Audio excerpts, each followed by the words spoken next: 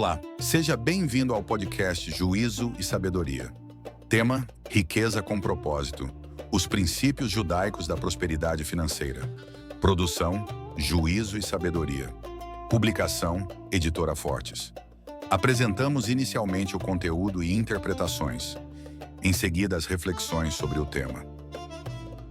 Capítulo 2. Educação e Sabedoria Financeira. A riqueza que se transmite. A sabedoria é mais proveitosa do que a prata e rende mais do que o ouro.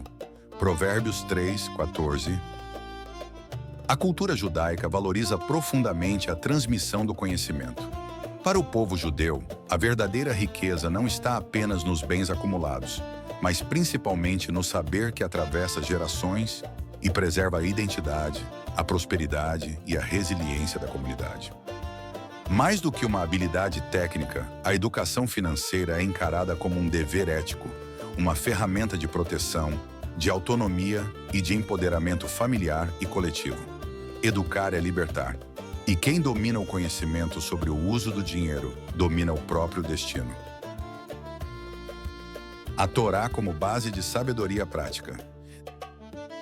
Desde pequenos, os filhos de judeus são educados a estudar a Torá, não apenas como texto religioso, mas como fonte de sabedoria para a vida prática.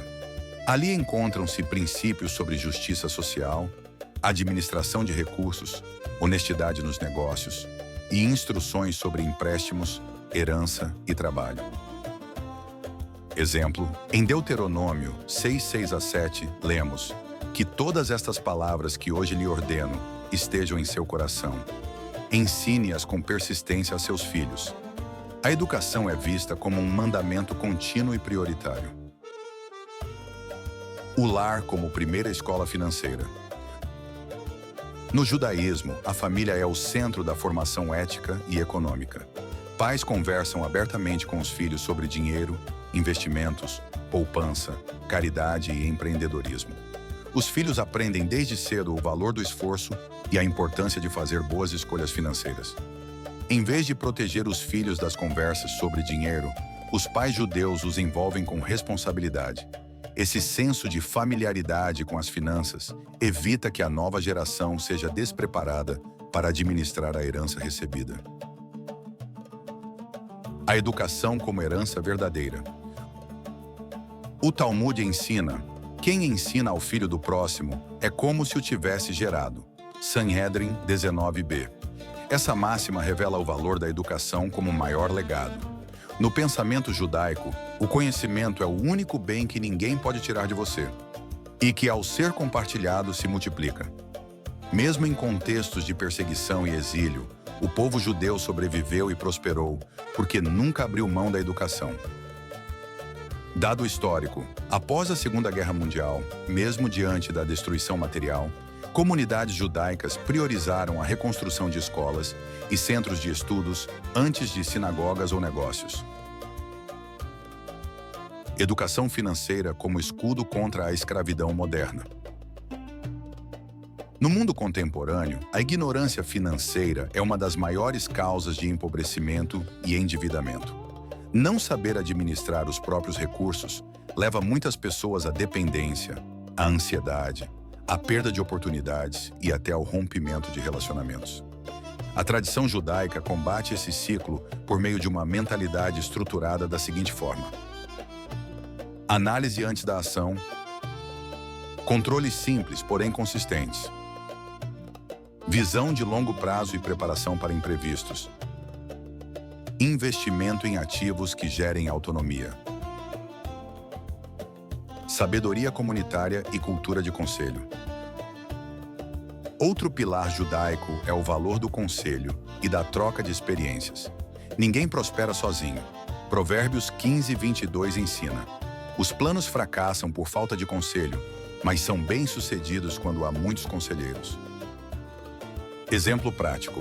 Em muitas comunidades judaicas, existem grupos de estudos financeiros com empresários experientes orientando os mais jovens sobre investimentos, negócios, estratégias de vida e até a educação dos filhos. Essa mentoria constante evita erros e acelera o crescimento saudável. Aplicações práticas. Ensine seus filhos desde cedo. Dê mesadas com propósito. Ensine-os a anotar gastos e incentivá-los a economizar para algo significativo. Crie uma rotina de aprendizado contínuo. Leia livros, ouça podcasts, participe de grupos de estudo ou consultorias financeiras. Compartilhe sua experiência. Você não precisa saber tudo para ensinar. Sua vivência pode poupar anos de erros em outras pessoas. Busque conselhos de pessoas sábias. Forme uma mesa de conselho pessoal com quem já trilhou o caminho da prosperidade, com ética e inteligência. Conclusão. Educação e sabedoria financeira são os alicerces da prosperidade duradoura. O povo judeu nos ensina que ensinar é preservar e que a riqueza só é legítima quando vem acompanhada de consciência, preparo e responsabilidade. Frase-chave: quem investe em sabedoria constrói fortunas invisíveis que sustentam todas as riquezas visíveis.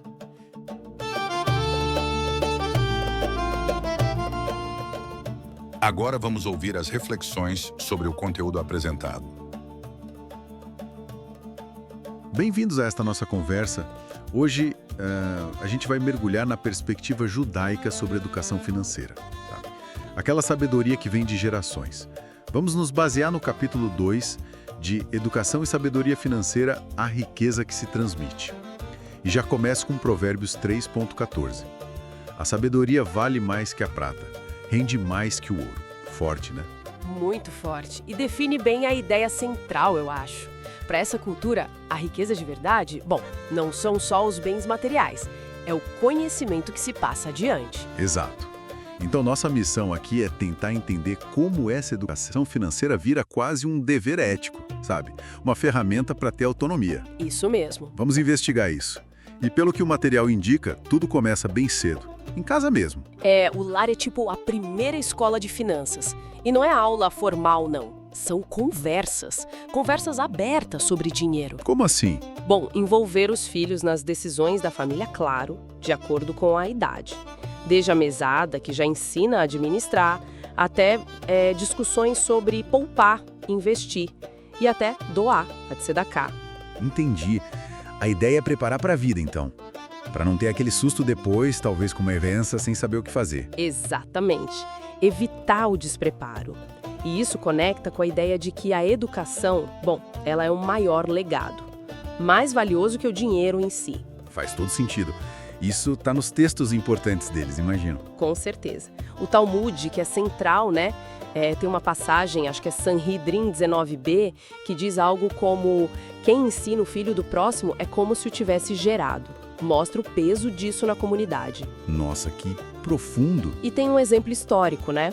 Depois da Segunda Guerra, muitas comunidades judáricas focaram em reerguer primeiro as escolas, antes de sinagogas, antes dos negócios. Sério?